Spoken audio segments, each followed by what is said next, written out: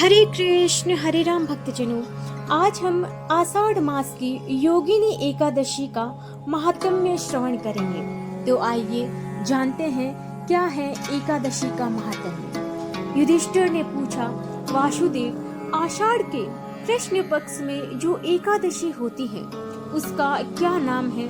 कृपया करके उसका वर्णन कीजिए। भगवान श्री कृष्ण बोले, हे नृपश्रेष्ठ, आषाढ़ के कृष्ण पक्ष की एकादशी का नाम योगिनी है। यह बड़े बड़े पातकों का नाश करने वाली है। संसार सागर में डूबे हुए प्राणियों के लिए यह सनातन नौका के समान है। तीनों लोकों में यह सारभूत व्रत है। अलकापुरी में राजाधिराज कुबेर रहते हैं। वे सदा भगवान शिव की भक्ति में तत्पर रहने वाले हैं। उनके हेमाली नाम वाला एक यक्ष सेवक था जो पूजा के लिए फूल लाया करता था। हेममाली की पत्नी बड़ी सुंदर थी। उसका नाम विशालाक्षी था।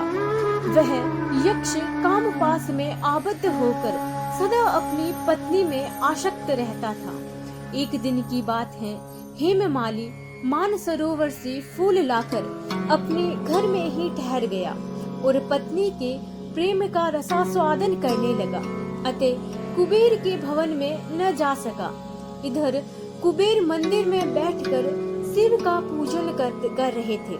उन्होंने दोपहर तक फूल आने की प्रतीक्षा की। जब पूजा का समय व्यतीत हो गया तो यक्षराज ने कुपित होकर सेवकों से पूछा कि यक्षों, दुरात्मा हेममाली क्यों नहीं आ रहा? इस बात का पता तो लगाओ। यक्षों ने कहा कि हे राजन, वह तो पत्नी की कामना में आसक्त हो अपनी इच्छा के अनुसार घर में ही रमण कर रहा है। उनकी बात सुनकर कुबेर क्रोध में भर गए और तुरंत ही हेममाली को बुलवाया। देर हुई जानकर हेममाली के नेत्र भय से व्याकुल हो रहे थे। वह आकर कुबेर के सामने खड़ा हुआ।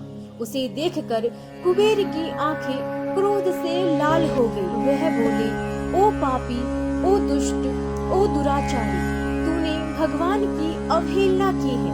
अतः तू क्रोध से युक्त हो अपनी उस प्रियतमा से युक्त होकर इस स्थान से भ्रष्ट होकर अन्यत्र चला जा। कुबेर के ऐसा कहने पर वह उस स्थान से नीचे गिर गया। उस समय उसके हृदय में महान दुख हो रहा था। कोढ़ों से सारा शरीर पीड़ित था, परंतु शिव पूजा के प्रभाव से उसकी स्मरण शक्ति लुप्त नहीं होती थी।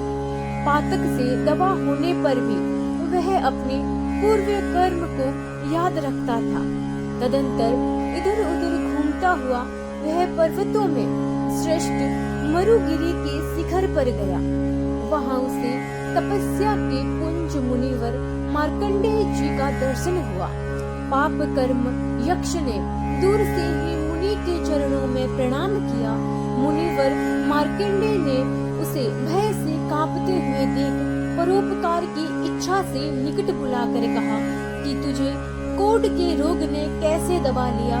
तू क्यों इतना अधिक निंदनीय जान पड़ता है? यक्ष बोला, हे मुनि, मैं कुबेर का अनुचर हूँ।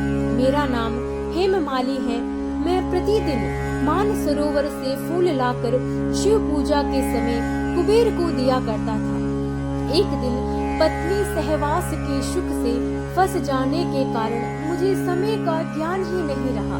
अतः राजाधिराज कुबेर ने कुपित होकर मुझे श्राप दे दिया, जिससे मैं कोढ़ से आक्रांत होकर अपनी प्रियतमा से बिछुड़ गया। हे मुनि श्रेष्ठ, इस समय किसी शुभ कर्म के प्रभाव से मैं आपके निकट आ पहुँचा हूँ। संतों का चित्त स्वतः ही परोपकार में लगा रहता है। यह जानकर मुझ अपराधी को कर्तव्य का उपदेश दीजिए। मार्कंडेय जी ने कहा कि तुमने यहाँ सच्ची बात कही है, असत्य भाषण नहीं किया है, इसीलिए मैं तुम्हें कल्याणप्रद व्रत का उपदेश करता हूँ। तुम आषाढ़ के कृष्ण पक्ष में योगिनी एकादशी का व्रत करो। इस व्रत के पुण्य से तुम्हारी कोढ़ निश्चय ही दूर हो जाएगी। भगवान श्री कृष्ण कहते हैं, ऋषि के ये वचन सुनकर हेममाली दंड की भांति मुनि के चरणों में पड़ गया।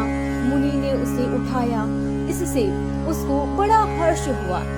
मार्कंडेय जी के उपदेश उसने योगिनी एकादशी का व्रत किया, जिससे उसके शरीर की कोढ़ दूर हो गई। मुनि के कथा अनुसार उस उत्तम व्रत का अनुष्ठान करने पर वह पूर्ण सुखी हो गया। हे नृपश्रेष्ठ, यह योगिनी का व्रत ऐसा ही बताया गया है जो 88,000 ब्राह्मणों को भोजन कराता है, उसके समान ही फल उस मनुष्य को मिलता है जो योगिनी एकादशी का व्रत करता है। योगिनी महान पापों को शांत करने वाली और महान पुण्य देने वाली है। इसके पढ़ने और सुनने से मनुष्य सब पापों से मुक्त हो जाता है। हरे कृष्ण